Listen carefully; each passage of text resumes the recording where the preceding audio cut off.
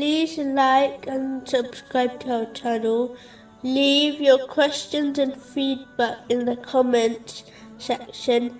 Enjoy the video. Narrated Abu Dhar, may Allah be pleased with him.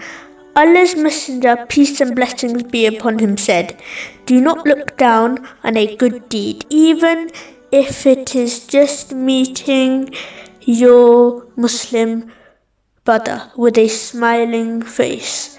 This narration is found in Sahih Muslim number 6690. Lessons in this narration include: 1. Allah the Exalted does not look at quantity, but He looks at quality of good deeds. This means Allah the Exalted does not say that good deeds have to be great in size or you have to do lots of good deeds. The important thing is doing all good deeds, small or big, like smiling at someone. As long as the good deed is done to please Allah the Exalted, He will be pleased. 2.